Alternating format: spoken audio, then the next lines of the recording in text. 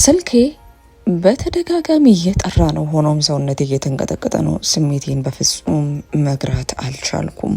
ከቆምኩበት ቦታ ቁና ቁና በተንፈስ ጀመርኩ። ደግሞ ዝናቡስ ምን የሚሉት ነው? በዚህ ሰዓት ንዴቴ ብቻ ደርሶ ብልጭ አለ። ምንስ የተሰማኝ ነው? ራሴን ጠየቅኩ። ምንስ ማድረግን ያለብኝ? ግራ ተጋባው። በተደጋጋሚ የሚጠራውን ስልኬን ለማንሳት አልፈለግኩም። እንዲያውም እስከና ካቴው መዝጋት ሳይሻል አይቀርም አልኩ። በስሜት ለመዝጋት ስንደረደር ቀደም ብሎ ባትሪ ያልነበረው ስልኬ ራሱ ዘጋ። ሳይ እንደውም ግልግል አልኩ። ታዲያ ዝናቡ አየለ። ባለሁበት መቅረት የሆነ ለምን ያህል ሰዓትና ወዴት እንደተራመድኩ ምንም ማስታውሰው ነገር የለም። ብቻ የማውቀው አንድ ነገር ቢኖር በለቅሶዬና በብስጭቴ በፈጣን አረማመዴ መሃል በተደጋጋሚ የተደወለውን የማሚን ስልክ ስመለከት ባንን ማለቴን ብቻ ነበር። አሁንም በቅጡ የነበርኩበትን ቦታ አላወቅኩም። መምሸቱን እንኳን ያስተዋልኩት በቅያሱ የሚታጠፉት መኪኖች የመኪና መብራትና በየመንገዱ የነበረ የአስፓልት መብራት ስመለከት ነበር። ሆኖም ያየለው ዝናብ፣ የአየር ሁኔታና የመምሸቱ ነገር ተበሳሰለብኝ። ስልክ የለኝ አለውል፣ ግን ስጋት ገባኝ። እባክህ ዝጋ ብዬ የተማጸጉ ስልኬን ምነው ምላሴን በቆረጠው ደግሞ አስባለኝ። ባለሁበት እንደቆም ከግራ ቀኝ ማተርኩ። ዝናቡ መላ ሰውነቴን አበስብሶታል። ከማበስበስም አልፎ አረጥብ ያለው መጠለሉ ምንም ጥቅም ባይኖረውም ከድንጋጤውና ከፍርሃት ስሜቱ ጋር የዝናብ ብርድ ውስጤን ሲያንሰፈስፈው ጊዜ ከአንድ ዳቦ ቤት ስር ጠጋ ብዬ ጠለል አልኩ። ቀና ብዬ ዳቦ ቤቱን ስም ተመለከትኩት። ሙልሙል ዳቦ ይላል። አይሄስ ሜሪ የምትገዛበት ቦታ ነው። ስለዚህ ብዙም ከቤት አራቁም አልኩ ራሴን ለማረጋጋት በሚመስል ነገር። ሁኔታዬ ትንሽዬ ልጅ ከቤተሰቦቹ ጋር ወጥቶ እና እናትና አባቱ ጠፍተውበት የመጣበትን መንገድ በማስታወስ ላይ ያለ ያክል እንደዚህ አይነት ስሜት ነበር። እንደዛ ተሰማኝ። ራይድ መጥራት እንዳለብኝ አምኜ ለመጥራት ፈለግኩ። ከፊቴ የቆሙት መኪኖች የቤት መኪናም ቢሆኑ አብዛኛው የግለሰብ ሆነው ታዩኝ። ወይኔ ዛሬ የጅብራት መሆኔ ነው አልኩ። ልቤ እየመታ ነበር። ወዲያው አንድ ረዘም ያለ ደንደን ያለ ሽበት ጣል ያለበት ሰው ከዳቦ ቤት ስልክ እያወራ ወጣ አለ። ሌላ ሰው ለመመልከት ወርወር ካሉ አይኔ ጋር ተጋጨን። ላፍታ ያክል ስልኩን በትከሻውና በጆሮ አጣብቆ ዣንጥላውን ለመዘርጋት በመታገል ላይ እንዳለ ፍጥጥ ብሎ ተመለከተኝ። ምን ጉድ ነው? ለምንድን እንደዚህ ትክ ብሎ የሚያየኝ? ምን ለማኝ ይመስላለሁ? ስቅቅ ብዬ ራሴን ጠየቅኩ። ፈጠን ብዬ ቆፍጠን ኮስተር ለማለት ከወገቤ የራሴን ጎበጥ ያለውን ሰውነቴን ገፋ አድርጌ ተስተካክዬ ለመቆም ሞከርኩ። በዝናቡ አማካኝነት የበሰበሰውን ቀደም ብሎ ተኩስ፣ አሁን ግን ፍሪዝ ሆኖ ግማሽ ፊቴን የሸፈነውን ጸጉሬን ገለጥ ለማድረግና ለመቆፍጠን ሞከርኩ። አዎ ወዳጄ አለ ዣንጥላው እንደተዘረጋለት።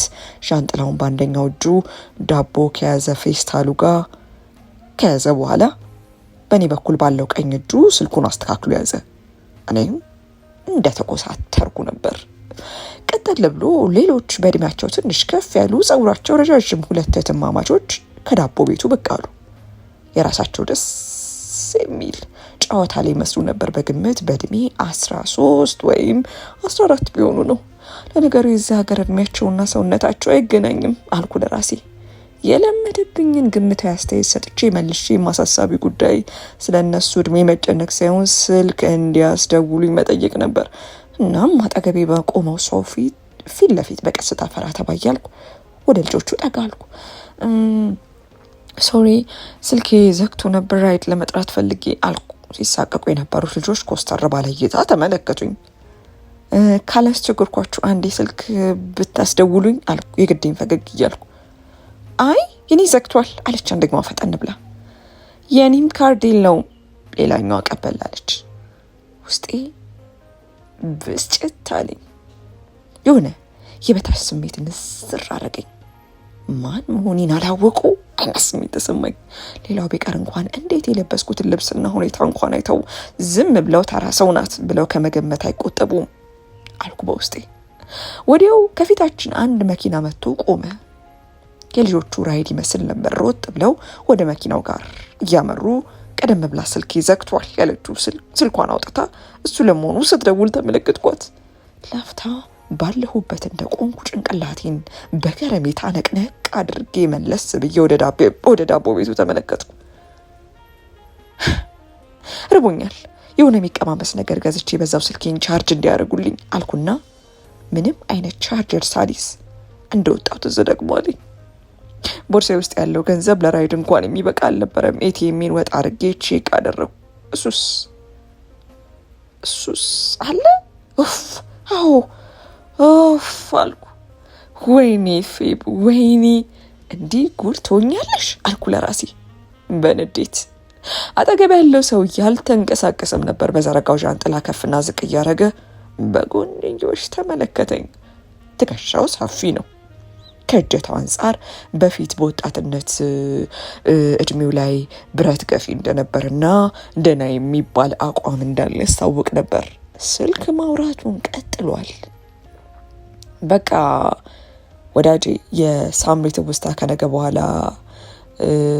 አዲዮስ ልትባል ነው አለ አንገቱን ሰበር እያደረገ።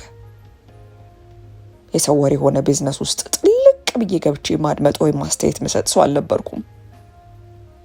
እንደዛ በሚያደርጉትም በጣም እናደር ነበር። እኔም ባለሁበት እንደቆምኩ የቦርሳዬን ማንገቻ ወዲያ ማድረጌን ቀጠልኩ። ለምን እንደሆነ ባላቅም በሰዓቱ የምሰራው ማደርገው ነገር ተዛብቶብኝ ራሴን የሰውየው ወሬ ውስጥ ነበር ያገኘሁት። ያ ማኪም እየጠየቀች ነበር፣ ግን ምን ይደረጋል ኑሮን ለማሸነፍ አለ በድጋሚ አንገቱን ሰበር እያደረገ። እኔም የሰው ወሬ ከመስማት እይቴን ወደ ዳቦ ቤቱ ባዞርና የለበስኩትን የልብስ ኳሊቲና ያደረኩትን የጫማ ውድነት ያነገትኩትንም የቦርሳ ብራንድነት አይተው ከተባበሩኝ ብዬ በውስጥ ያለው አንድ በአይኑ የሚመለከተኝን ሰራተኛ መፈለግ ጀመርኩ። ሆኖም ቤቱ ሲጀመር ጠጠር መጣ ያለበት አይመስልም። የዚህ ሀገር ሰው በዳቦ ነው እንዴ ብርዱን የሚያሸንፈው አልኩ ለራሴ። በቃ በልበልም ሚኪ ከሙልሙል ክሮሰንት አማሬን ብላኮ አስወጥታኝ ነው። ይሄ በካልሲና በሲሊፐር ወጥቼ ይገርማል፣ ዝናቡ ይረግጠዋል። ቶሎ ልመለስላት፣ ነገ በጠዋት ብቅ በል ታዲያ አለ። ለምን እንደሆነ ባላቅም ልክ አጠገቡ ሆና ካለረፍት በቃ የሚጨቃጨቅ እንደሚያስቸግር ህፃን ልጅ ሀሳቤ በዚህ ሰውዬ ጎርናና ድምፅ እየተሰረቀ ነበር። ስልኩ እንደዘጋው ወደ እኔ ፊቱን መለስ አደረገ። ምን መለስ ማድረግ ብቻ ትዩ ቆሞ ተመለከተኝ። ምን ጉድ ነው? መንገድ ያስኩ እንዴ ስልም መንገድ ለመልቀቅ በሚመስል ሁኔታ ከቀኝ ወደ ግራ እያማተርኩ እንደ ነገሩ ፈቀቅ አልኩ። ሆኖ እሱ ባለበት ነበር። እንዴ ምን ያስፈጥጠዋል በውስጥ የጠየቅኩ። መልሼም ልብሴ እንደማስተካከል እያልኩ ቅድም ዝሆን እንደነበረው ኮስተር አልኩ። ደግሞ እህቴ ምን ምረዳሽ ነገር ይኖራል? ታክሲ ፈልገሽ ነው ሲል ጠየቀኝ። ዋው ድምፅ አልኩ ለራሴ። ልክ ማስታወቂያ ላይ ያሉት አይነት ማራኪና ግርማ ሞገስ የተላበሰ ድምፅ ነበር። ፌቡ እንዳያታልልሽ ንቂ፣ ድምፁ መልኩ አቆሙ። ዋው አልኩ ለራሴ። ታዲያ ከራሴ በወሬ ስወጠር መልስ መስጠቱን እርስ ታደርጊው ኖሯል። የኔ እህት ችግር አለ አለ ጭራሽ ወደ እኔ ቀረብ ብሎ። አይ የለም ራይድ እየጠበቅኩ ነው ፈጠን ብዬ ምላሽ ሰጠው። ቅድም ልጆቹን ራይድ ለመደወል ስልክ ስትያቸው ስለሰማው አለ። ምን የሰው ወሬ ይሰማል? አንገቴን ሰበቅ እያረቆጣ አልኩ። ወዲያው እሱም ሳያስበው ነበር በምላሽ ሳቅ አለ። ላፍታ ዝም ብዬ ከተመለከተኝ በኋላ ይቅርታ እርዳታ ካስፈልገሽ በሚለው ነበር የጠየኩሽ፣ ካልሆነ መልካም አም ሶሪ አለ እና ያንጠለጠለውን ዳቦ በፌስታል ያለውን ማለት ነው ወደ ኪሱ ከቶ ዣንጥላውን አስተካክሎ ወደፊት ራመድ አለ። ቆይ ሳላስበው ነበር ቃሉ ካፌ ወጣው። እሱም ባለበት ቆም እንዳለ ተመለከተኝ። ስልክ ይዘግቶ ነው ቻርጅማ ላይ እስኩም መልሼ ኮስተር አልኩ። ላደርስሽ እችላለሁ፣ ወዴት ነው ቤትሽ አለ በርካታ። ምላሽ ከመስጠቴ በፊት አሰላሰልኩ። እማዬ ወደ ኢትዮጵያ እንደመጣን ከበድ ያለ ስርቆት እንደተበራከተና በቀላሉ ሰው እንደሚያታልል እኔም መጠንቀቅ እንዳለብኝ አጫውታኝ ነበርና መልሼ አሰብ አደረግኩ። አንተ ራይድ ነህ? በምን አምኜ እገባለሁ? ድጋሚ ኮስተር እንዳልኩ በድጋሚ ሳቅ አለ። ጥርሱ ያምራል፣ ድርድር ያለ አነስ ብሎ ነጣ ያለ ነው። ቸኮሌት በመሰለው የፊቱ ቀለም ላይ ጥቁር ሰው ላይ የሚንጸባረቀው ያክል ፍንትው ብሎ ይታያል። እኔ እህት ይመስለኛል ልክ አይደለሽም። እርዳታ ፈልገሽም ደግሞ ሌባ ነው ብለሽ ተጠንቅቀሽም ሰውን መጠራጠር ፈልገሽም ይሆናል አለ እየሳቀ። ቤቴ እዚህ ነው ብዬ ገባው። እሺ ወዴት ይዘኸኝ እንደምትሄድ በምን አውቃለሁ? በድንጋጤ ቆጣ አልኩ። ለምን ከማላቀሱ ጋር ጠብ መስራኝ ንግግር ውስጥ እንደገባው እኔም ሊታወቀኝ አልቻለም። እብድነሽ መሰለኝ። እንግዲያውስ እኔ ልርዳሽ በሚል ነው፣ ሴት ልጅ ስለሆንሽ ነው እንጂ በዚህ ክፉ ጊዜ እዚህ ጋር አንድ ወንድ ቢለምነኝ ራሱ አልጭነውም ነበር አለ ሳቅ ብሎ። ትቶኝ ለመሄድ ተዘጋጀ። አንተ ራይድ ነሽ ማለቴ ስራ ሊራመድ ሲል በድጋሚ ያስቆምኩት። ላፍታ በዝምታ ተመለከተኝ። አሁነኝ ነገር ግን አንቺን ለማሳመን ቆሜ የምከራከርበት ጊዜ እኔም አልተረፈኝም። ሆኖም ግን ገባ ብለሽ ውስጥ ያሉትን ጥበቃዎች ወይ መኪና እንዲጠሩልሽና እንዲተባበሩሽ ጠይቂያቸው፣ ያው ካመኑሽ ማለቴ ነው አለ። ወደ ታች እንደ ደረጃው ረድ ብሎ ቆም እንዳለ ነገር። ንግግሩ የፌዝ ይመስላል። መናደር ጀመርኩ። እሱን ጠፍቶኝ ነው አልኩ ቆጣ ብዬ። የድምፅ አወጣት ግን ጥሎኝ እንዳሄድ በሚመስልና እርምጃውን ለማስቆም በመፈለግ ነበር። እንግዲህ የኔ እህት ምሽቱ ገና ነው ልልሽ አልችልም። መሽቷል። ዝናብ እየዘነበ ነው። ወደ ቤት መሄድ ይኖርብሻል። እኔም የስራ ሰዓት አይደለም። ሆኖም የተቸገርሽ መስሎኝ ልረዳሽ ስለነበር ነው። መልካም እንግዲህ አለ በድጋሚ። እንኳን ዞር ብሎ ሳይመለከተኝ ላጥ ብሎ ሄደ። በስልክ የተናገረው ልክ ነበር። ነጭ ካልሲ በነጠላ ጫማ ነበር ያደረገው። እኔም ባለሁበት ቁና እየተነፈስ ቆም ብዬ በዙሪያ ማተርኩ። አንድ ሰካራም ገድገድ እያለ ዳቦ ቤቱ ጋር መጣ። እናቱ እስኪ ዳቦ ግዢልኝ ሲልም ቀልቤን ሰረቀው። ደነገጥኩ። እይታዬ ልክ እንዳልነበር ሲመለከት ብስጭት አለ። ምጣፈጭልሽ ሲልም ለስድብ መዳዳት ጀመረ። እኔም እግሬ አውጪኝ ፈጠን ብዬ ደረጃውን ወረድ ብዬ እሮጣለሁ ስል እግሬ ወለም ብሎኝ ወደቅኩ። በሳቱ ሳላስበውና ደንግጬ ስለነበር ዋይ ስል ድምፄን አሰማው። ሁሉም በዝናቡ ሩጫ ላይ ቢሆንም አንዳንድ ሰው አይዞሽ ብሎ አከብክቦ ብድግ አድርገው ወደ ጥግ ዳር ወሰዱኝ። ይበልሽ የእጅሽን ነው አለ ሰካራሙ ሰማይ ድረስ አንጋጦ ያሽካካ። ለምን እንደሆነ ባላቅም ሆድ ባሰኝ። አይን ላይ ያለውንም ባግጥም ያለውንም ባይግድ ለመቆጣጠር ታገልኩ። ሄድ ዞር በል አረቂያ አሉ አንድ እናት በቁጣ። ሰካራሙን ሊያባሩ ብለው መልሰው ወደ እኔ ተመለከቱ። ልጄ ተረፍሽ? ወለምታ እኮ ከባድ ነው አሉ። አንድ ወጣትም ወዲያው አጠገቤ በርከክ ብሎ እግሬን ነካ ነጋ አረገው። ሳልኩ በህመም ስሜት። አይ ልጄ ወለምታ ከሆነ እኮ ከባድ ነው። ቤትሽ ሩቅ ነው ወይስ ሰው አብሮሽ አለ አሉ እሳቸው። ዝናቡ ከደቂቃ እየጨመረ ስለነበር ለመሄድ የቸኮሉ ይመስሉ ነበር። ወይኔ ሰው አለሽ ወይ የሚለው ጥያቄ ጆሮዬ ውስጥ ተቀጨለብኝ እና ትክ ብዬ አየኋቸው። እምባዬ ለመውረድ ተንቀለቀለ። አይ አመመሽ የኔ ልጅ እኔን አሉ ወደ እኔ ጠጋ ብለው። እጆቼን እያፋተኩ ውስጤን በደንብ እንዲሰማኝ አረኩ። ከዛ በኋላ አንድ ወጣት መጣ። አይዞን ነካ አረገኝ። ይህ የከፋ ነገር አይመስልም፣ ግን ቤት ከገባሽ በኋላ ሙቅ ውሃ ውስከታችሁ ያው ከዛ በቫዝሊን እሹ አለኝ። እኔም በቀስታ እሺ አንገቴን ነቅነቅ አረኩለት። በዚህ ጫማ መሄድ ስለማቸው ይናርጊ ሲልም ቀጠል አርጎ ነጣ ያለ እና አዲስ የሚመስል ነጠላ ጫማ ሸበጥ ቀረብ አርጎ ጫማዬን እንድቀይር አረገ። እንዲህ መች ይዞት መቶት ነው ስልም ቀደም ብሎ የያዘውን ነገር ብቻ ተመልክቼ በግምት ራሴን ጠየቅኩ። እሱም ጫማዬን ከቀየረልኝ በኋላ ለመሄድ በሚመስል ሁኔታ ቁጢጥ ካለበት ቀና ሲል እኔም እይታዬን ከቁልቁል ወደ ላይ አንጋጠጥኩ። ጥሎኝ በሄድ ደስ ይለኝ ነበር፣ ግን ምን ብዬ እንደምጠይቀው ግራ ገባኝ። ነጭ ቲሸርት አርጓል። ወጠር ያለው ደረቱና እጁ በደንብ ይታያል። ወደ ጡንቹ አካባቢ ተለቅ ያለ ንቅሳትም አለው። ላፍታ ተመለከትኩት። እሱም በዝምታ ቁልቁል ከተመለከተኝ በኋላ ይቅናሽ በድጋሚ መልሶ ዣንጥላውን ጃኬቱንም ትቶ ለመሄድ ወስኖ ሊንቀሳቀስ ሲል አፈፍ አድርጌ እጁን ያሳረኩት ሊረዳኝ የመጣውን ሰው። በቃ ይሄ ሰው እርዳታ እንደሚያስፈልገኝ ገብቶታል። በቃ ልጠይቀው። ፌበን ክብርሽን ዝቅ አድርገሽ አጣብቂኝ ውስጥ ነሽ። ክብርሽን ዝቅ አድርገው። የታባቱ መሽቷል። እሱ ከሄደ ተመልሶ አይመጣም የሚሉ ድምጾች በውስጥ የተመላለሱ። መኪና ራይድ ምለው መላቅጡ ጠፋኝ። ቀበጣጠርኩ። መሄድ ትፈልጊያለሽ? ረጋ ባለ ቅላጼ ጠይቀኝ። እኔም ሀፍረት ውስጤን ወርሶት በቀስታ ጭንቅላቴን እንደ ህፃን ልጅ ነቀነኩለት። እሺ ተነሺ፣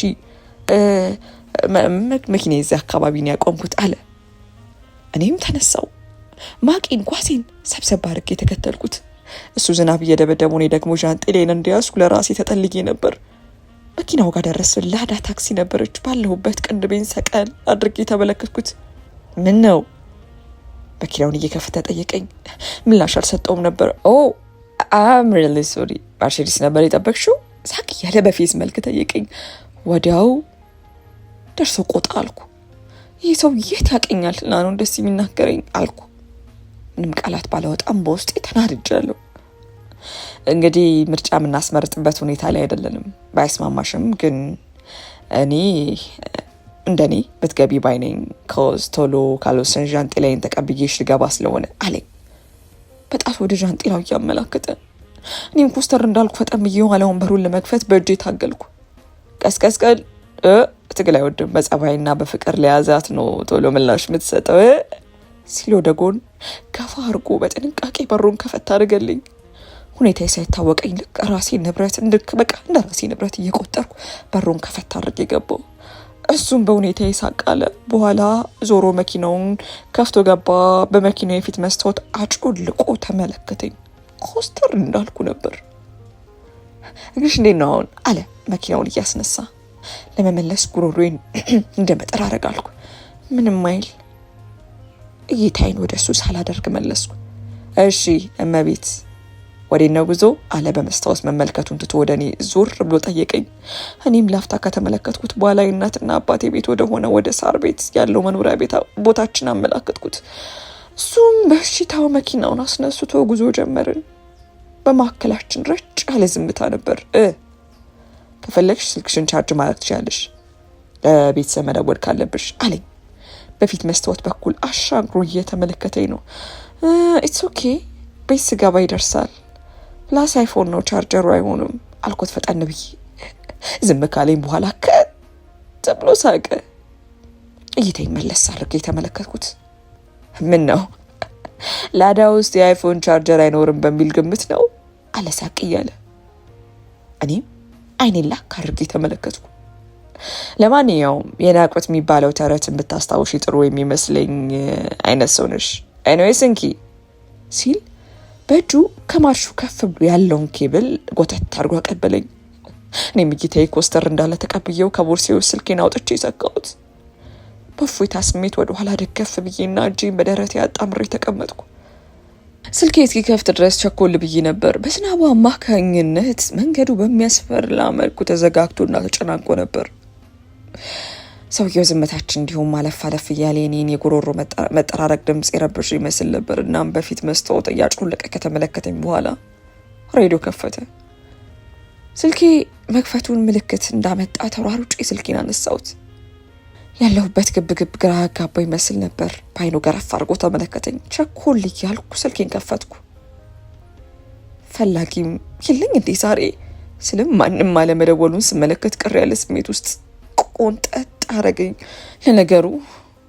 ለነገሩ አልኩ መለስ ብዬ፣ እንደዛ ዶቃ ማሰሪያት ድረስ ተናግሮኝ ምን ብሎ ይደውላል አልኩ እና ስሜቴ መለስ አድርጌ ወደ ሜሉ ጋር ሞከርኩ። ነገር ግን አይነሳም። ስልኩ በደንብ ቻርጅ ስላላደረገ መንቀሉ የማይሞከር ሆነብኝ። ወደ ሰውየው ተጠግቼና ተንጠራርቼ ነበር ስልኩን ደጋግሜ ሞክሬ ነበረው። ሆኖም ከሜሉ ምላሽ አልነበረም። ደሜ ፈላ። ስልኩን መልሼ ቀደም ብሎ ወደ ነበረ እጅ ማለት ቀደም ብዬ እንደተቀመጥኩት ቁጭ አልኩ። በማለቅ ላይ ያለ ዘፈን ይሰማ ነበር። ዘፈሩን ማንጎራገሩን ቀጠለ። እሱም አብሮት ከዘፈኑ ጋር እያዜመ ነበር። ለምን እንደሆነ ባላቅም ይሄ ሰው ላይ ቁጣ መሰል ባህሪ ግን እያንጸባረቁበት ነበር። ቀጠል ብሎ ያስቴር አወቀ የድሮና ቀደም የሚባለው ዘፈን ይሰማ ጀመር። እንዲህ ያለ ስም የሚለው ወይ ጉድ! የአስቴር ውብ ድምፅ መንቆርቆር ጀመረ። መክዳቱ እንዳይበቃኝ ድንገት መገለጡ ጉድ ያሰኘኝ ጀመረ። የስም አሰጣጡ ጉዴ ጉዴ እያለች ውስጥ ያለው ስሜት ፍንቅል አለ። ለዘመናት ስሰማ የኖርኩት ዘፈን ደርሶ ዛሬ ለራሴ የተዘፈነ የተገጠመ መስሎኝና በቃ ተሰምቶኝ ደነገጥኩ። ውስጤ ስፍስፍ አለ። ሳላስበው እንባዬ ኩልል ብሎ አይወርድም። እውነትም ጉዴ አለ ውስጤ። ከፊት ያለው ታዛቢ ሁኔታዬ እንዳስደነገጠው መገመት አያቅትም ነበር። በቀስታ እጁን ወደ ራዲዮ ሰደድ አድርጎ ድምፁን ከፍ አደረገው። የኔም እንባ ያለ ጅረት ይፈስ ጀመር። ታሪክና እኔ የተዋወቅነው ውጭ ሀገር ነበር። ለዘመናት በትምህርት አማካኝነት ተሰድጄ የመጣሁባት ከኢትዮጵያ ይልቅ ሀገሬ ብዬ ከምጠራት ከአሜሪካ ነበር ትውውቃችን። ረዘም ያለ ደስ ያለውና የተማረ ሰው ነበር። በእርግጥ ግን የጸባይ ሰው በቃ ሲስለው ከበድ ያልኩ አይነት አድርጎ ነበር። ሆኖም ሚዛናዊና ልኬቴ ፍንክች የማይል ሰው ነበርኩ። ሆኖም ልኬቴ ያለ መዛባቱ ከቀን ቀን የታከተው እየመጣ ይመስል ነበር። በተፈጥሮ ግልጽ በሆንም የራሴን ስሜት መግለጹ ላይ ግን ደበቅ ሸሸግ ማድረግ የምወድ ነበርኩ። ታዲያ ሁሉ ነገሬን ከነምናምኔ ጭምር ወደው የተቀበለኝ መስሎኝ ነበር። ሆኖም በጥርጣሬ የተከተልኩትን የ6 ዓመት የ3 ዓመት ደግሞ ፍቅረኛዬን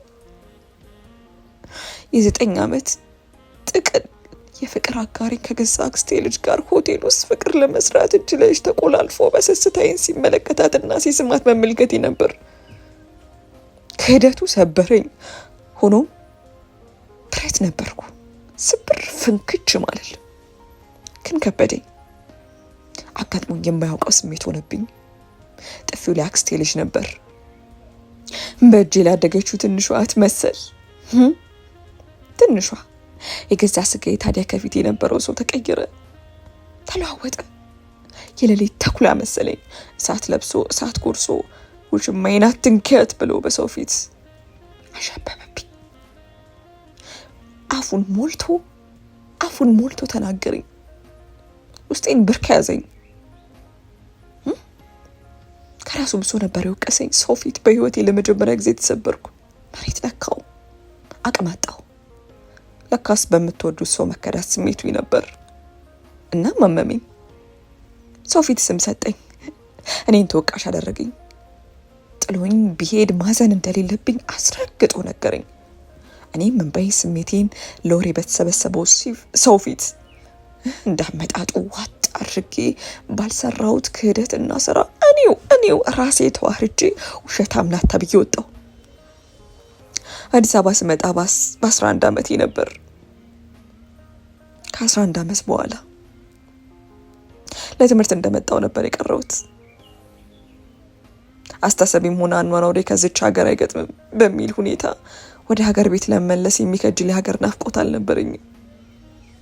ሆኖም ጥሩ ዜና የሰርግ ጥሪ ከወደ ኢትዮጵያ ሲደርሰን በዛውም ለመዝናናት በሚል ሰበብ እኔና ታሪክ የታናሽ እህቴ የቤቱ 5ኛ ልጅ እሷን ለመዳር ለሰርግ ፕሮግራሙ 2 ወር ቀደም ብለን መጣን። ታዲያ ደስታዬን ወደ መርዶ የሚቀይር ዱብዳ ገጠመኝ። በስሜት ከአስቴር ዘፈን ጋር ስብሰለሰል ስልክ ያቃጨለ። ብድግ አደረግኩት። ሁኔታዬን በቀስታ እየተመለከተኝ የነበረው ሰው በቀስታ አሁንም ገረፍ አደረገኝ። ሜሉ ነበረች። የቤቱ የመጨረሻዋ ልጅ ታናሽ እህቴ ነበረች። ስልኩን አነሳሁት።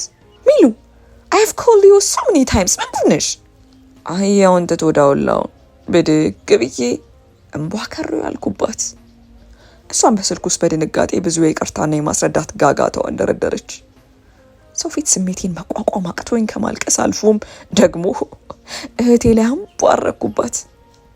እንደዚህ በስሜት ሳብ ተመልካች በመኖሩ ተናደድኩ። ለማንኛውም ውጭ ጠብቂኝ፣ ሰፈር ደርሻለሁ። 1000 ብር ካሽ ይዘሽ ውጪ፣ እሺ እንዳትቆይብኝ በንዴት ተናግሬ ስልኩን ጥርቅም አድርጌ ዘጋሁት።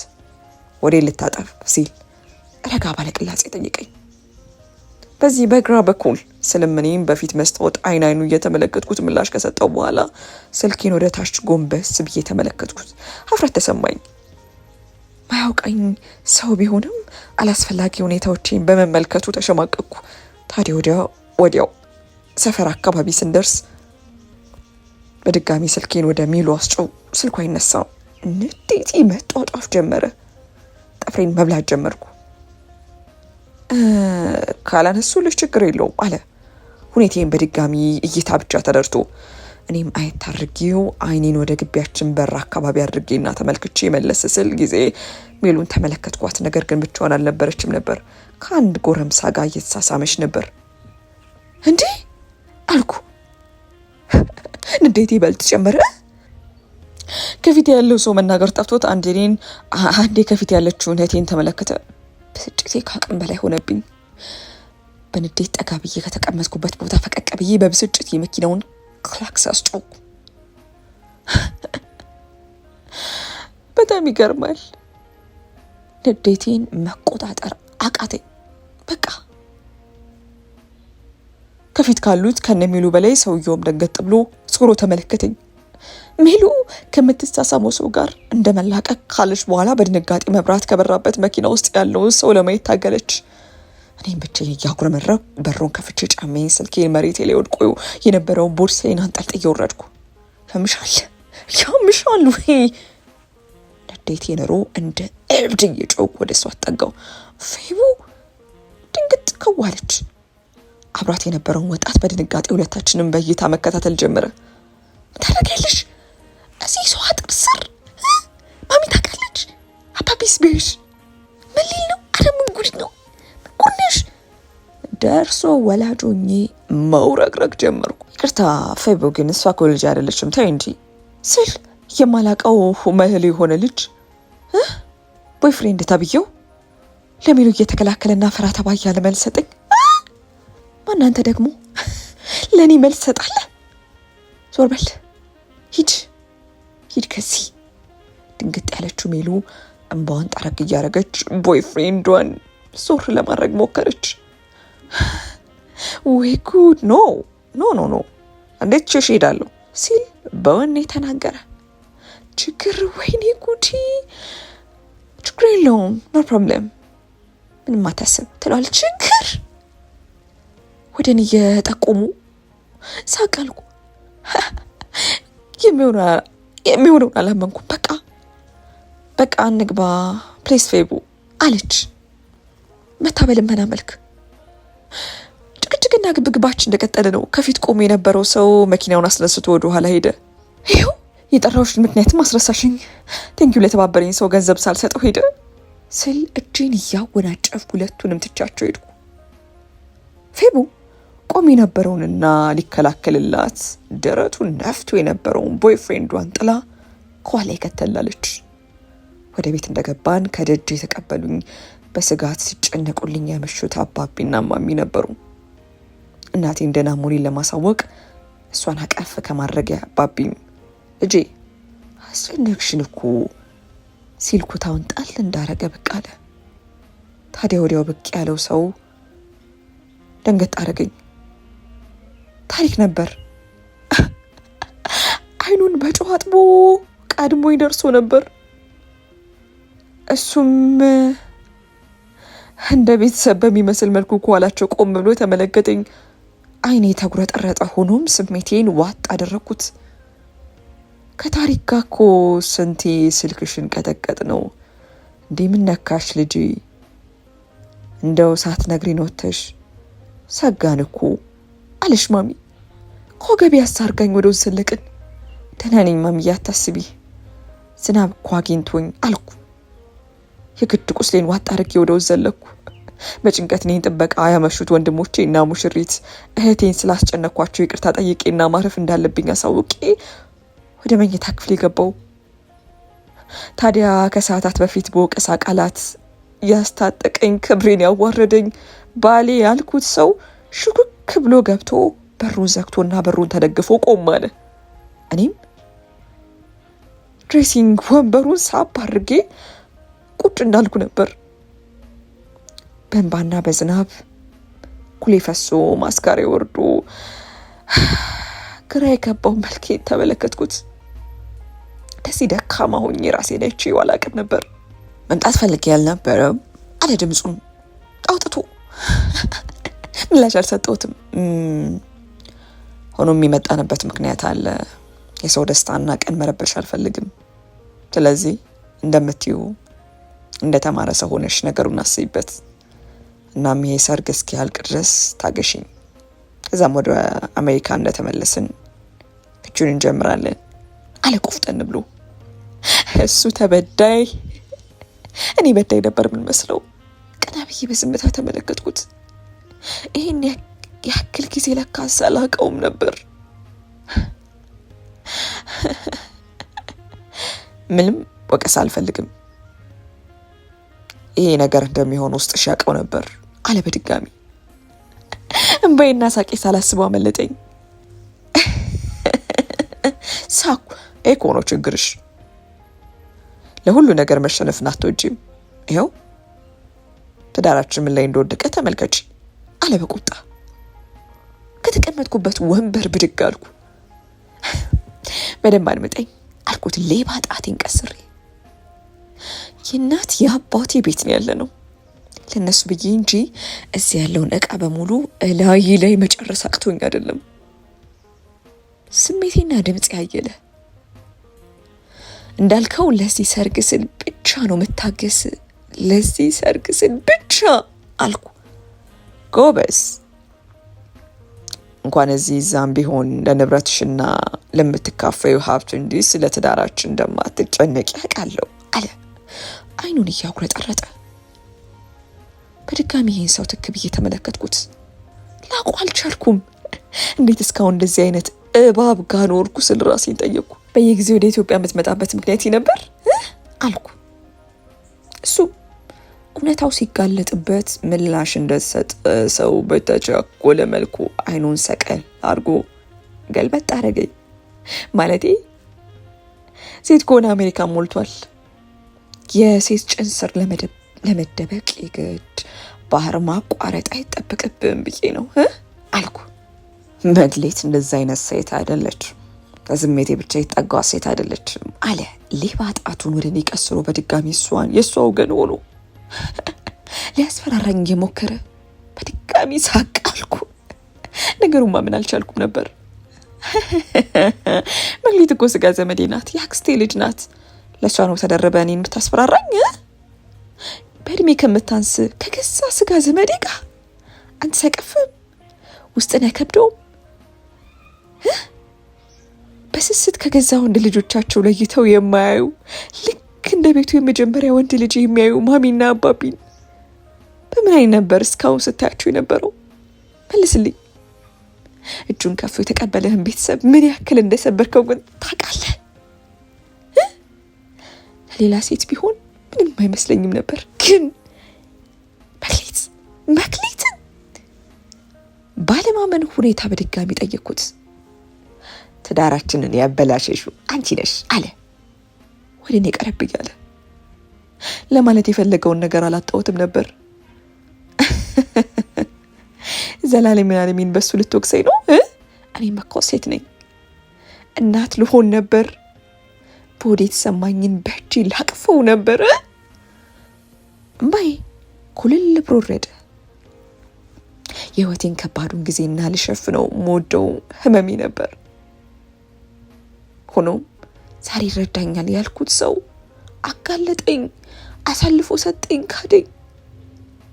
እሺ ከዛ በኋላ ታውቂያለሽ፣ ይገርምሻል፣ የዛኔ ጥፋተኛ ላደርግሽ አልፈለኩትም። ህመምሽ ህመሜ ነው ብዬ ዝም አልኩ። እሺ ከዛስ በኋላ አንቺ ራስሽን አሸሸሽ። አብሬሽ እየኖርኩ የደባል ኑሮ የምኖር ያክል እንዲሰማኝ ያደረግሽ። አዎ ልጄን ያጣነው ባንቺ ምክንያት ነው። ከራስሽ ከቤተሰብሽና ከትዳርሽ በላይ ለክብርሽ፣ ለስራሽና ለትምህርትሽ በነበረሽ ሩጫ እሱን አጣነው። እሺ እሱንም አለፍኩ። ከዛ በኋላ በ4 ዓመታት ውስጥ እንደ ባልሽ ያየሽኝ ቀን የትኛው ነው እስኪ ንገሪኝ? እኔም ወንድ እኮ ነኝ። ድምፁን ከፍ አድርጎ መበሳጨት ጀመረ። ሰውነቴ ስቅቅ አለ። የቤቴን ገመና የገዛ ቤተሰቦቼ ምስኪንና አባቴ ሲሰሙ ምን ሊሉ ይችላሉ? ይህን እንዲሰሙ አልፈለግኩም። እምባዬ እንዳመጣጡ ዋጥ አደረግኩት። ሆኖም ድምፁን እንጂ ማፈሰውን አልገደብኩትም ነበር። እናም ወንድነት መገለጫው በስሜት ነበር። አንተ ውሻ፣ ታዲያ ከውሻ በምን ተሻልክ? ምንም ቢሆን እንዴት ከከሳ ቤተሰቤ ጋር ክደት ትፈጽምብኛለህ? ምንስ ቢሆን አልኩ በድጋሚ። በቃ በሰዓቱ ስሜቴን የተረዳችኝ ብቸኛ ሴት እሷ ነበረች። የዛኔ አብረን እንሄድ ስልሽ እምቢ አልሽ። በቃ ብቻዬን ነገሮችን ለመርሳት ወጣው። ይሄ ነው የሆነው አለ። ልክ ምንም እንዳልሆነ እጁን ሰማይ ላይ እያወናጨፈ ተናገረኝ። ለአፍታ ባለማመን ስሜት የተከፈተውን መንጋጭላይን መሰብሰብ እስኪያቅተኝ ድረስ በስምታ ተመለከትኩት። ትልቅ ሰው ትመስለኝ ነበር። ይህ ይዘህ የምትዞረው ስም፣ የተማርከው ዓለም አቀፍ ትምህርት፣ እዚህ ምሳብ ተሯሩጠ የተማረ ጭንቅላት እንጂ በቀበቶና ሱሪ ታጥሮ ለማፈትለክ የሚቅበዘበዝ ስሜት ያለ አይመስለኝም ነበር አልኩ። ልክ ነህ። አዎ የዛኔ ወደ ኢትዮጵያ አልመጣም ብዬ ነበር። ምክንያቱም የጸነስኩትን የመጀመሪያ ልጄን በማጣት የገባውበት ስሜት ከባድ ነበር። ከሱ ስሜት ለመውጣት ጊዜ ስለፈጀብኝ ታዲያ ቶሎ መዝናናትና እንዲሁም የተሰበረ ቅስሜን ለቤተሰቦችና ለሰው ማስመልከት አልፈለግኩም። ከዛ ባለፈ ደግሞ ሆስፒታል በነበርኩበት ጊዜ የገፈገፍነውን ቢል ለመክፈል ስሞክር ነበር፣ ስሰራ ነበር፣ ስጥል ነበር። አንተ ግን ከፊቴ ቆመ ካለምንም እፍረት ስለ ካድከኝ፣ ስለፈጸምክብኝ በደል በጀብር ትናገራለህ። ስሜቴን ትረዳኛለሽ ያልከኝ? ጭንቅላት ቢኖሩ ኖሮማ አጥቼው አዘንኩበት ያልከው ያልተፈጠረው ልጃችን ዛሬ ላይ በህይወት ቢኖር የእሷ ዘመር ነበር የሚሆነው። በእድሜ ካንተ ቁልቁል ከምታንስ ከህፃን ልጅ ፍቅር የሚባል አጉል ፈሊጥ የጀመርከው የኔን ቤተሰብ ክብር እንኳን ላፍታ ሳታስብ ነበር። እናም ለእናንተ አይነቱ ሰው አላስንም፣ ባይንም አላፈስም። ሚቆጨኝ ከከዛ ደሜ ጋር ኃጢአትን መዝራት ብቻ ነው። አንተ ለኛ ቤት አትገባም። እጁን ከፍቶ የተቀበለን ቤተሰብ የምትሳደብ ወራዳ ነህ። እና ምናልባት ሮማንቲክ ወይም ሴክሹዋል ስሜትን ማስተናገድ ያቃተኝ ሴት ልሆን እችላለሁ። ነገር ግን ያንተን እንደ ጎረምሳ የሚንቀሸቀሽ ስሜት ለማስተናገድ ባለመቻሌ እንደውም ተመስገን ነው ምለው አሉ። የመጣልኝን ነበር፣ ውስጥ ያለውን ነበር የተናገርኩት። እኔ ማስመሰል አይሆንልኝም። ከፈለክ ተመልሰህ ሂድ፣ የፈለከውን ሁን። ሆኖም ሰርጉ እስኪደርስ ድረስ የፈለከውን ምክንያት ሰጥተህ ከፈለክ ጓደኞቼ ጋር ነኝ ብለህ ያሻ ሆቴል ከውሽማ ጋር መቅረብ ትችላለህ እንጂ ክደትን በኩራት በምትሰራበት በምትፈጽምበት ሁኔታ እናት አባቴ ባዘጋጁልኝ የተከበረ አልጋ ላይ ከኔ ጋር አተኛትም። ምናልባት ዛሬ ማታን ብቻ አልኩ። የመጨረሻ ንግግሬን ከተናገርኩ በኋላ ወደ ሻወር ገባው። ላይ የነበረውን ልብስ አውላልቄ ወደ ሻወር አበረው። ሙቃ ውስጥ ለረጅም ሰዓት ቆየው። እምባዬን አወረዱ። ድምፄን ሳላሰማ ህመሜን አውጥቼ ያለቀስኩ። ለ7 ወራት ተሸክሜው አቅፌ መሳም ያልቻልኩትን ልጄን እያሰብኩ ተንሰብስፌ ያለቀስኩ። ልጄን ያጣሁበትን ሰውነቴ የተቀደደበትን ቁስል የዳበስኩ ብቻዬን ስላመሸው ወደ አልጋ ሲሄድ ታሪክ መኝታ ክፍል አልነበረም። ሆኖም ወዴት ሄደ የሚለው ነገር ሲያስጨንቀኝ ወደ አልጋ ከፍቼ ተኛው። አንዳች ነገር ከትከሻው ላይ እንደወረደ ሰው ለጥ ነበር ያልኩት። በማለዳው ካለ ወትሮ ያረፋፍጄ ነበር የተነሳሁት። ሻወር ከወሰድኩ በኋላ ለባብሼ ወደ ታች ወረድኩ። ድግስ በድግስ ይላል ቤቱ። ሽር ጉዱ እንደበዛ ነበር። ለቁርስ ብቻ ኪችን የነበሩ የሴት ብዛትና ጨዋታ ሞቅ ማለቱ ደስ የሚል ስሜት ይሰጥ ነበር። የምወዳቸውን ቤተሰቦቼን ስቀላቀል ደስ የሚል ስሜት ውስጤን ተሰማኝ። ፍልቅልቋ እናቴም ታሪክ ጠዋት በጠዋት ወደ አንድ ጓደኞቹ ጋር እንደሚሄድና ትንሽ ቀን እዛ እንደሚቆይ ነግሯቸው መውጣቱን ነገረችኝ። ብዙም አልደነቀኝም፣ ማቀው ነው። ቁርስ በመብላት ላይ ያለን ኩምሽሽ በተቀመጠችው ትንሿ እህቴን ተመለከትኳት። ትናንት ማታ ያደረኩባት ነገር ልክ እንዳልነበር ተሰማኝ። በቤቱ መፈራና ሁሉም ለመቅረብ በሩቅ የሚፈሩኝ እህት ነበርኩ። ያንን ማንነቴን ለመጀመሪያ ጊዜ ጠላሁት። ቤተሰቦቼን በከሳ ጸባይ መግፋት የተሰማኝ። ከቁርስና ቡና በኋላ ደብሯት የነበረውን ሜሉን በዛው ይቅርታ ልጠይቃት ኬክና ማኪያቶ ልጋብዛት ይዣት ወጣሁ። ካሎትሯ ዝምተኛ ሆና ነበር። ወደ ኮባ ፔስትሪ ይዛኝ ሄደች። ኬክ እየበላን ትንሿ እህቴን ትክ ብዬ ተመልክቼ አሳቃልኩ። ከመቼው አድጋ እኔ ትንሿ አልኩ። እናም ትናንት ማታ ስለተፈጠረው ነገር ከልቤ ይቅርታ ጠየቅኳት። ከዚህ ቀደም እንደ እህት የምትቀርበኝ እንደ እናትም ሳይሆን እንደ አባት ቁጡ የሆንኩ እህት ስለነበረኝ ባህሪ ይቅርታዬን ተናዘዝኩ። ከዚህ በኋላ ጸባይን ለማስተካከል የተቻለኝ እንደማደርግም ቃሌን ሰጥቷት። ሜሉ ትንሽ ግራ ተጋብታ ነበር። ከሜሉ ጋር ጥሩ ጊዜ አሳልፈን ለመሄድ ስናኮበኩብ ስልኬ ጠራ። እኔም ግራ እንደመጋባት ብያየሁት ቁጥር ነበር። ማላቀውና ማውራት ማልፈልገው ሰው እንዳይሆን ማለቴ ታሪክ በውስጥ እየጸለቁ ስልኩን አነሳው። ሄሎ አላ አንድ ጎርነን ያለ ድምጽ። አቤት አልኩኝ። ማላቀው ድምጽ ሲሆንብኝ ፌቨን ሳምሶን አለ ጭራሽ እስከነ ሙሉ ስሚ። ተነገጥኩ። አዎ ማን ልበል አልኩ። ትናንት በመኪና የሸኘሁሽ ሰው ነኝ። ማለቅ እባላለሁ አለ። ልቤ ድንግጥ አለች። ሳላስበው አጠገብ የነበረችው ሜሉን እጅ ጨመቅ አድርጌ ያስኩት። አቤት እንዴት ስልኬን አገኘው? ኮስተር ብዬ ጠየቅኩት። ለምን እንደሆነ ባላቅም ከዚህ ሰው ጋር በቃ እንደዚህ ነኝ። ለምን ቀድሞ ቆጣ እንደሚያደርገኝ አላቅም። መደወሉ ልቤን አስደንግጦታል። ሆኖም ደግሞ እኔ ብሼ ተቆጪ ሆንኩ። እሺ ስልክሽን በብዙ መከራን ያገኘሁት አለ። እንዴ ወዲያው ሳላስጨርሰው ጣልቃ ገባው። እኮ ለምን ነበር? ትናንት በፌስ ሲስቅ እንደነበረው ሳቅ። ለራሴ ፈልጌው አይደለም። እናንተ እኔ መኪና ውስጥ ፓስፖርትና የጥምር ዜጋ መታወቂያሽ ትተሽ ነበር የወረድሽው። ደነገጥኩ። ማይ ጋድ ይምርህን ነው? ፈጠን ብዬ እጄን ወደ ቦርሳዬ ከተት አድርጌ አየሁት። እንዴት ሳላየው ከቤት ወጣው? ገረመኝ። መልክ ከሚባለው ሰው ጋር ወዲያው ተቀጣጠሩ። እሱም ያለውበት መምጣት እንደሚችል ነግሮኝ ሜሉን ሸኝቻት እኔ እዛ ቁጭ አልኩ። እስኪመጣ ድረስ ለምን እንደሆነ አላቅም ተጨነኩ። ውስጤ ሽብር አለ። ከፊቴ የተቀመጠውን ለስላሳ እያነሳው ደጋግሜ ተጎነጨው።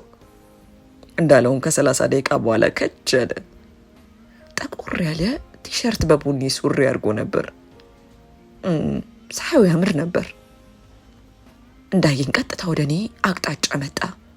ሰላምታ ከተለዋወጥን በኋላ ከፊቴ ወንበር ሳብ አድርጎ ተቀመጠ። እሺ ቁጠኛዋ ፌቨን አለ በፌዝ መልክ። ኮስተር አልኩ። ከሁኔታሽ ዲያስፖራ መሆንሽን ማወቅ አላቃተኝም ነበር አለ ሳቅ ብሎ። እንዴት ማለት አልኩ ቀንድቤ ከፍ አድርጌ። ያው ጉራሽ ምናምን ጭንቅላቱን ወዝወዝ አደረገው። ይቅርታ ስለኔ ምን የምታውቀው ነገር የለም እሺ አልኩ በድጋሚ ቆጣ ብዬ። ቢያንስ እስኪ ስለ ትናንቱ ቴንኪው በይኝ በመጀመሪያ አለ። እኔ ምንም ብናደድም ቶሎ ራሴን ሰብሰብ አድርጌ ለአፍታ ዝም ካልኩ በኋላ ሌላ ቦታ ተመለከትኩና ቴንኪው አልኩ ቀስ ብዬ። ከትናንቱ ጭምር ስንት ልክፈልህ አልኩ። ማለቴ ልክ እንዳልነበር እኔም ቢሆን ታውቁኛል። እሱም ወዲያው ባለማመን ዋው በሚመስል እይታ ፊቱን ወደ ሌላ ቦታ ዞር አደረገና መለስ ብሎ ተመለከተኝ። ቁጠኛዋ ፌቨን ሁሉ ነገር ገንዘብ አይደለም አለ ትክ ብሎ ተመልክቶኝ። አታውቅኝም ለምን ይሄ ማለት አስፈልገ አልኩ ነገሩ ገርሞኝ። ሳይሽ እርዳታ የሚያስፈልጋት አይነት ሴት መሲ ነበር። ረዳውሽ በቃ ይሄው ነው። ዛሬ ደግሞ አለና ንግግሩን ገታ አርጎ በጥሞና እየሰማሁት የነበረውን እኔን ትክ ብሎ ተመለከተኝ። አስተያየቱ ቀየር ስላለብኝ ጠጋ ብዬ የነበረውን አቀማመጤን ወደ ኋላ መለስ አረኩት። ለዛሬ ደግሞ ራት ጋብዥኛለሽ አለ። እሱም አሰብ ያደረገበት በሚመስል መልኩ ወደ ኋላ ደገፍ ብሎ እገስግስ በፌዝ መልክ ሳቅ ብዬ ጠየቅኩት። ሆኖም እሱ ግን እያሾፍ አልነበረም፣ ከልቡ ነበር። እኔም ላፍታ ካሰብኩ በኋላ በሀሳቡ ፍንክች ያላለውን መልቅን በደንብ ተመለከትኩት። ሀሳቡ እንደማይሆንና ባለትዳር እንደሆንኩ ልነግረው አልኩና መለስ ብዬ ተወት አረኩት። ጣቴ ላይ ረዥም ጊዜ ተደርጎ የወለቀው ቀለበቴ ትዝ አለኝ። ከዛም አልፎ ለዘላለም ላወልቀው ያልኩት ቀለበቴም ትዳሬን አሰብኩትና በዝምታ ቁጭ አልኩ። ካፍታ በኋላ መልቅ መሄድበት እንዳለና መስማማቴ እንድገልጽለት ጠይቀኝ። እኔም በቀስታ ጭንቅላቴን በሽታ ነቀነኩለት። እሱም ቀንና ቦታውን በሱ ምርጫ እንደሚሆንና ደውሎ እንደሚነግረኝ ነግሮኝ ሄደ። በድንገት ስለተዋወቅኩት ሰው ሳሰላስል ቆይቼ ሬድ ጠርቼ ወደ ቤት ተመለስኩ። ነገሩ ከጭንቅላቴ መውጣት አልቻለም ነበር። መሽቶና ሌሊቱ አልፎ በነጋታው ውስጥ የእሱን ስልክ ጥሪ ይጠባበቅ ጀመር። ሆኖ ምንም ነገር አልነበረም። በነገሩ መናደድና ስልኬ ባቃጨለና መልእክት በገባለት ቁጥር ልቤ ይሰቀል ጀመር። ሆኖ ምንም ነገር አልነበረም። እኔ መደወል አልፈለኩም ነበር። ለተጋባውና ነገሩን ለመተው ወስኜ ዝም አልኩ። በሶስተኛው ቀን ስልኬ ጠራ። እሱ ነበር። ተስፋ ቆርጦ የነበረው ልቤ በፍጥነት መምታት ጀመረ። ቀጠሮ የት እንደሚሆንና ማታ 1 ሰዓት ቅዳሜ እንደሆነ ገለጸልኝ። እሽቴን ገለጽኩ። ቅዳሜ እስኪደርስ ድረስ ቀኑ ረዘመብኝ። ተቁነጠነጥኩ። ቀኑ ደርሶ ቀይ ቀሚስ ለብሼና አምሬ ወደ ተቀጠርኩበት ቦታ ሄድኩ። መልቅ ቀድሞ ነበር የደረሰው። ጥቁር በጥቁር አለባበስ ነበር የለበሰው። የሸሚዙ ከለር ፍጹም ሄዶበታል።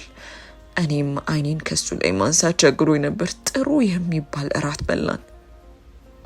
አንዳንድ ነገር እየጠየቀኝ ምሽታችን አለፈ። ሰዓቱ እየመሸ ሲመጣ ትኩስ ነገር ተጠቅመን ወጣን። ቤቴን ቀደም ብሎ ያውቅ ስለነበር ወደዛው እሱ ራሱ አደረሰን። ከመኪናው ከመውረዴ በፊት ጥሩ ጊዜ እንዳሳለፍንና መልካም ፍቃዴ ከሆነ ድጋሚ ሊያገኘኝ እንደሚፈልግ ነገረኝ። እኔም ፍላጎት እንዳለኝና እንደምስማማ ለማሳየት ጭንቅላቴን በሽታ ነቅንቄ ለወርድ ስል እጄን አፈፍ አድርጎ በስሱ ሳም አድርጎኝ ወጣሁ። ቤት ስገባ ልክ ትንሽ ልጅ አገረድ ሆንኩ ያክል ተሰማኝ። ለራሴ እያጉረመረምኩና ደስ እያለኝ ወደ መኝታ ክፍል ያመራው። የታሪክ ያለመኖር ነገሩን ይበልጥ አቅሎልኝ ነበር። እኔና የመልቅ ትውውቅና መገናኘት ቀን በቀን ዕለት እየጨመረ መጣ። ከዛም ብሶ ለመዝናናት እያልን ከከተማ ወጣ ማለት ተጀመረ። ወድጄሻለሁ አለ ላፍታ በዝምታ ከተመለከተኝ በኋላ። እኔ ላደርግሽ ፈልጋለሁ። ይሄ ሲል ወዲያው የኔ ፊት ቁጣ ሲያምሮ ይታወቀኛል። እና ምን ስሜት እንዴት ማስተናገድ እንዳለብኝ ግራ ገብቶኛል አለ። ወዲያው አንዳች ነገር ብልጭ አለብኝ። ከዛ ትቼው ወደ ያስነው ክፍል ጥዬው ገባው። ተከትሎኝ እየሮጠ መጣ። ሊያረጋጋኝ ሞከረ። ልሰማው አልቻልኩም። ሮጬ በሩን ዘግቼ ቆለፍኩበት። መልቅ ባለትዳር ነኝ ስል ንግግሬን ጀመርኩ። መልቅ የሰማውን ነገር ማመን እንዳልቻለ መቼ መገመት አያዳግትም። በሩ ላይ ተለጥፌ ሁሉን ነገር ሰገዘጉለት። በጣም ደንግጧል፣ ያስታውቃል። በሩን 10 ይደበድበዋል። እንደምንም ተረጋግቼ በሩን በቀስታ ከፈትኩለት። ሳቅ ማማቀፍ አድርገኝ። እሺ አሁንስ? አሁን ትወጂዋለሽ ሲል ላፍታ ምንም ሳቅ ማማ ጠየቀኝ። በፍጹም አልኩት። ከቅፍ ውስጥ አውጥቶ በስሱ ከንፈሪ ሳሚ። ማቆም አልቻልም ነበር። ስሜታችን እየራረ ሲመጣ ጊዜ ራሱን ገታ ለማድረግ ወደ ኋላ መለስ አለ። ሆኖም እኔ ግን ማቆም አልፈለኩም ነበር እና ወደ ራሴ መልሼ ጎታ ታደረኩት። መሳሳማችን ቀጠለ። ልብሳችን በየተራ ወደቀ። ተቃቅፈን ትኩስ ገላችን ተዋሃደና ወደ አልጋ ወደቅን። እለቱ አልበቃ ብሎ እንደተቃቀፍን አደርን። ቤት በጭንቀት የሚደውሉትን ቤተሰቦቼን አጠር ያለ መልእክት ስለነሱ ልኬ መልሕቅን ጠበቅ አድርጌ እቅፌ ውስጥ አድርጌው ያደርኩ። ጠዋት ላይ ቁርስ በልተን ወደ ከተማ ከሰዓት በኋላ ተመለስን። እኔም በፈገግታ ደስ ብሎኝ ወደ ቤት የገባው። ሆኖም የሚያጋጠመኝ ነገር አስደንግጦኝ ነበር። ታሪክና ቤተሰቦቼ ሰብሰብ ብለው ቁጭ ብሎ አገኘኋቸው። ቤተሰቦቼ ይህን ታሪኬን እንዲያውቁብኝ አልፈለግኩም ነበር፣ ግን አልሆነም። ቤተሰቦቼ የገባሁበትን ሁኔታ ከመጠራጠር አልፈው ሁሉንም አውቀዋል። እንዴት አደርጊያለሽ ልጄ አለ አባቢ። ያልጠበቅኩት ነበር። ቀና ብዬ ተመለከትኩት። እዚህ የመጣሽው ለዚህ ነው? እየተብሰለሰለ ነው። አባቢ ምንድን ነው ችግር አለ? እንደዚህ ሆነ አይቼ አላቅም አልኩ። ደንግጫለሁ። አንቺ ንገሪን እንጂ አለሽ ማሚም ቀበል ብላ። ፍቺ በዚህ ሰዓት ለምን አስፈለገሽ? ሰውዬውስ ማን ነው? ማንነቱንስ በደንብ አውቀሽዋል? አለሽ ማሚ ቀበል ብላ። ክው ብዬ ሁሉንም በየተራ ተመለከትኳቸው።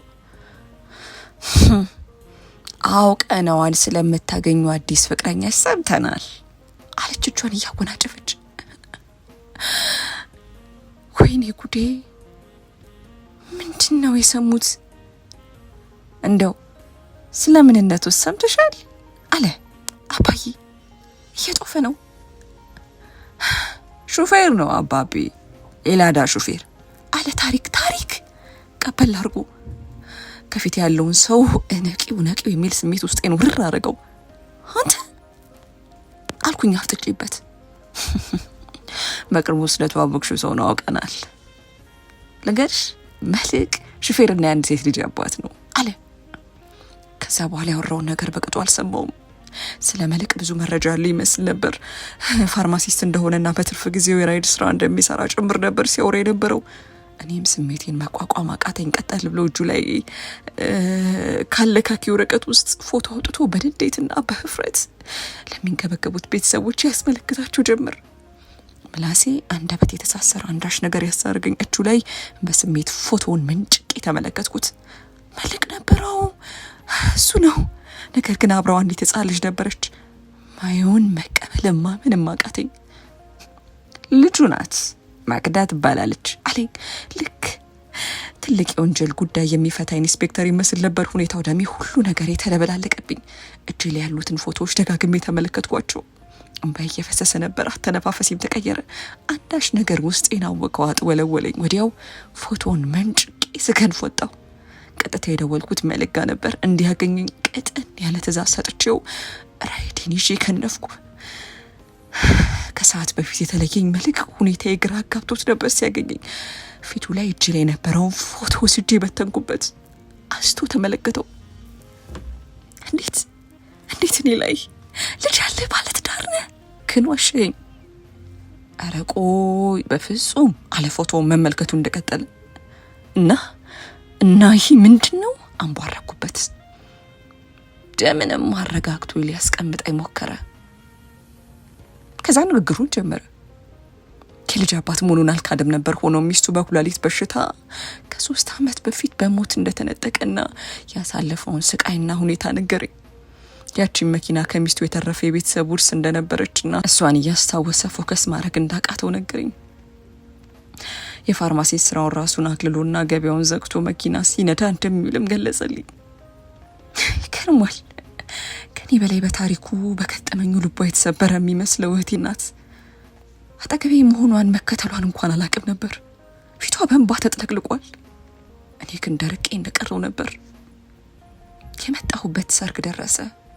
የእህቴ ሰርግ ሀይሎጋው ተጀመረ። እኔ ግን ሀዘን ውስጥ ነኝ፣ ቁስል ውስጥ ነኝ፣ በደል ውስጥ ነኝ። በዚህ መሀል አንቺ ሳጨፍሪ አለ አንድ የማውቀው ድምፅ። ደንገጥ ብዬ ጨብጨባውን ላፍታ ቆም አድርጌ ፊቴን ዞር አድርጌ ተመለከትኩት። መልሕቅ ነበር። ፈገግ ብሎ ተመለከተኝ። ምን ሰራለህ እዚህ አልኩት፣ ዙሪያ ገባውን እየተመለከትኩ። አይዞሽ ድጓ ዘብሬ አይደለም አለ ፈገግ ብሎ። እናትሽና ሜሉ አክብረው ሲጠሩኝ ጠሪ አክባሪ ብዬ ይኸው ሽክ ብዬ አለቁቱን እያስተካከለ ነገሩ አስገርሞኝም አስደስቶኝም አንገቴን ሰበር አድርጌ ፈገግ አልኩ። ፌቡ አለሱም ላፍታ ዝም ካለ በኋላ ይቅርታ ስለ ማኪ ባለመናገሬ፣ ነገር ግን ልጅ አለኝ ብልሽ ምትሸሽኝ መስሎኝ ፈርቼ ነው። እኔም በሆን በውስጤ አንድ ባል ወይም እጮኛ ይኖርሽ እንደነበር ይዛለት በነበረው ለቅሶሽ መረዳት አላቃተኝም ነበር። ሆኖም ያንቺን ሚስጥር መደበቁ ለኔ ሽፋን ሆኖ ከዛ ነገር ብዬ ደበቅኩሽ። ሆኖም ልጅ ማፍርባት አይደለችም። የምር ከጤናት በጣም ነው መወዳት። በጣም እወዳት ከነበረች ሴት የአብራኬ ክፋይ ናት። አሁን ግን ልቤ ሌላ ሴትን ተመኝተዋል፣ ወዷል።